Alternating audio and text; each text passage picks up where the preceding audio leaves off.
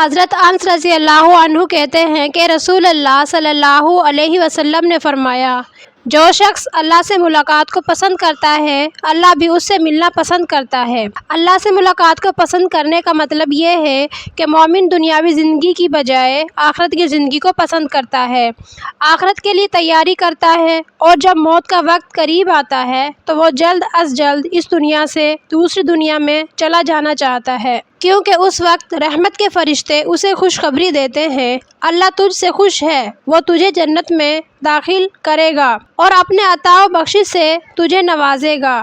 اس کے بعد آپ صلی اللہ علیہ وسلم نے فرمایا، اور جو شخص اللہ سے ملاقات کو ناپسند کرتا ہے اللہ بھی اس سے ملنا پسند نہیں کرتا۔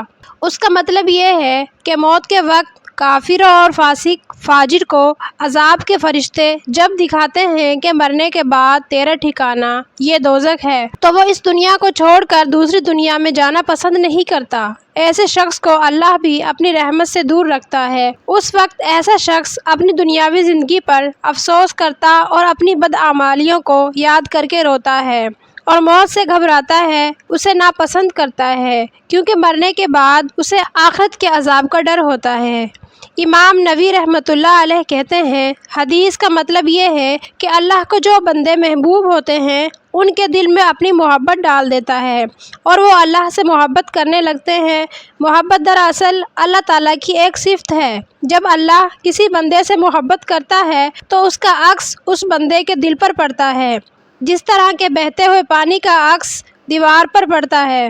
اس کی تائید حضور صلی اللہ علیہ وسلم کے اس فرمان سے بھی ہوتی ہے، اللہ جب کسی بندے سے محبت کرتا ہے تو اسے اپنی طرف متوجہ کر لیتا ہے، اور یہی اشارہ قرآن کریم میں یحبہم، اللہ ان سے محبت کرتا ہے، ویحبونہ، اور وہ مومن اس سے محبت کرتے ہیں سے مقدم پہلے لانے سے بھی ملتا ہے۔ اللہ ہمیں بھی اپنی محبت عطا فرمائے، آمین۔ صحابہ رضی اللہ عنہم نے عرض کیا، ہم میں سے ہر آدمی موت کو ناپسند کرتا ہے۔ آپ صلی اللہ علیہ وسلم نے فرمایا، اس سے مراد یہ عام ناپسندیدگی نہیں، بلکہ اس کا مطلب یہ ہے کہ مومن کی موت کا وقت جب قریب آتا ہے اس کے پاس اللہ کا بھیجا ہوا ایک فرشتہ آتا ہے اور اسے ان نعمتوں کی خوشخبری دیتا ہے جو اللہ کی طرف سے اسے موت کے بعد ملنے والی ہیں۔ تو بندہ مومن کے لیے اللہ کی ملاقات سے زیادہ پسندیدہ کوئی شے نہیں ہوتی، اور وہ جلد از جلد اس سے شرفیاب ہونا چاہتا ہے،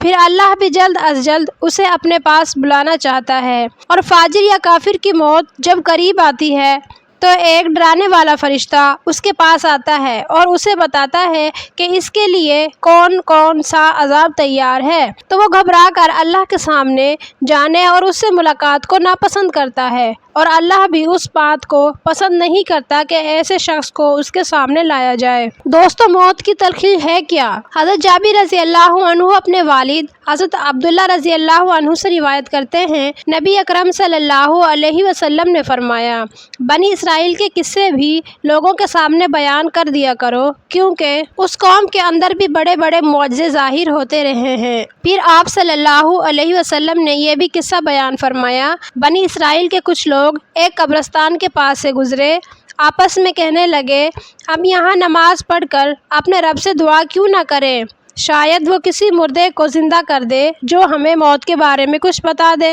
ابھی وہ لوگ یہ باتیں کر ہی رہے تھے کہ اچانک ایک پرانی قبر سے ایک مردے نے سر نکال کر ان سے کہا، لوگو تم کیا سوچ رہے ہو؟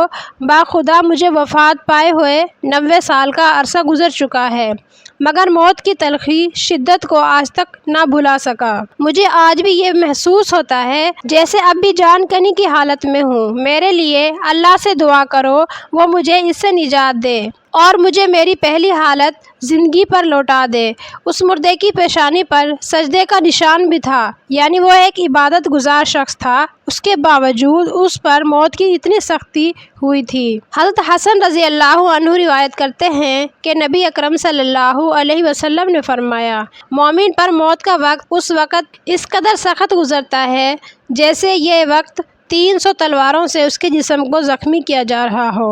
لہٰذا جس کو اس بات کا یقین ہو کہ ایک دن موت ضرور آئے گی، اسے چاہیے کہ برائی اور گناہوں سے پرہیز کرے اور اچھے اعمال کرتے ہوئے اس دن کے لیے تیاری کرے۔ حضور اکرم صلی اللہ علیہ وسلم نے موت کی جو تلخیاں اور سختیاں بیان فرمائی ہیں وہ امت کی بھلائی کے لیے بیان فرمائی ہیں، تاکہ ان کا امتی مسلمان گناہوں اور اللہ کی نافرمانیوں سے باز رہے اور دنیا کے شدائد و مشکلات پر صبر کرے، کیونکہ یہاں کی سختیاں موت کی سختیوں سے آسان ہے۔ موت کی سختی عذاب آخرت ہی کا حصہ ہے اور آخرت کا عذاب دنیاوی شدائد و مصائب کے مقابلے میں بہت سخت ہے۔ حضرت عبداللہ رضی اللہ عنہ ابن ہاشمی سے روایت ہے، کہتے ہیں کہ ایک شخص نبی کریم صلی اللہ علیہ وسلم کی خدمت میں حاضر ہوا اور عرض کیا، مجھے علم کی کوئی نادر اور عمدہ بات بتائیں۔ آپ صلی اللہ علیہ وسلم نے اسے دریافت فرمایا، نفس علم،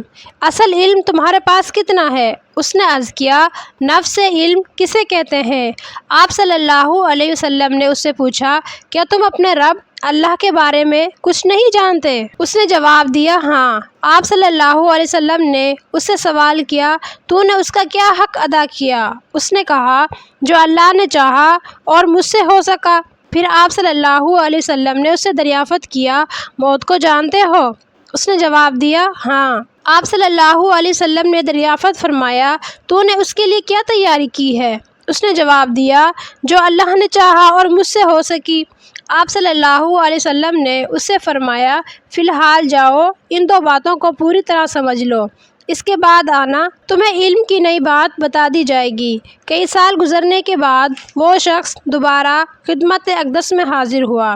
آپ صلی اللہ علیہ وسلم نے اس سے فرمایا، اے دل پر ہاتھ رکھ کر اقرار کرو، جو بات تمہیں اپنے لیے ناپسند ہو وہ اپنے مسلمان بھائی کے لیے ناپسند کرو گے، اور جو بات تم اپنے لیے پسند کرو وہ اپنے مسلمان بھائی کے لیے پسند کرو گے۔